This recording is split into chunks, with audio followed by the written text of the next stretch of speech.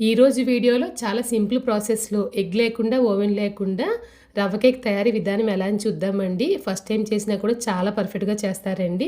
Taste అయితే చాలా బావుంటుంది. ఇంక దానికోసం అయితే మిక్సింగ్ బౌల్‌లో పెరుగు, పాలు, సన్‌ఫ్లవర్ ఆయిల్ వేస్తున్నాను. తర్వాత పంచదార వేసి బాగా కలపాలన్నమాట. పంచదార పూర్తిగా కరగాలి. ఇప్పుడు దీంట్లో ఉప్మా రవ్వ వేయాలండి.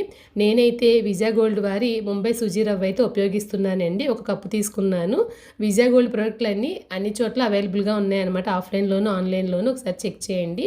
ఇంకా రవ్వని డైరెక్ట్‌గా వేయకుండా మిక్సీలో పల్సిచ్చి ఇందులో వేసిన తర్వాత కొంచెంగా బేకింగ్ పౌడర్ కూడా వేసి బాగా కలిపి ఆయిల్ రాసి బటర్ పేపర్ వేసిన ట్రేలో అయితే పోసిన తర్వాత సన్నగా తరిగిన బాదం ముక్కలు వేసేసి ముందుగా ప్రీహీట్ చేసిన ప్యాన్లో వచ్చేసి పెట్టాలన్నమాట. ప్రీహీట్ అయితే 10 నిమిషాలు చేయాలండి. బేకింగ్ టైం వచ్చేసి 35 నుంచి 40 నిమిషాలు అయితే బేకింగ్ టైం అయితే ఖచ్చితంగా పడుతుందండి. 40 నిమిషాలకైతే చాలా పర్ఫెక్ట్గా మనకి కేక్ అయితే రెడీ అయిపోయింది. మీరు ఓవెన్లో చేసుకునేలా అయితే కనుక 180 డిగ్రీస్లో వచ్చేసి 30 to 35 మినిట్స్ అయితే పెట్టండి. కరెక్ట్గా అయితే బేక్ అయి వచ్చేస్తుంది అనమాట. మీరు కావాలనుకుంటే షుగర్ సిరప్ కూడా వేసుకోవచ్చు. షుగర్ సిరప్ వేసినట్లయితే కనుక షుగర్ వచ్చి తగ్గించి వేసుకోండి. నేనైతే అరకప్పు షుగర్ వేసాను అనమాట.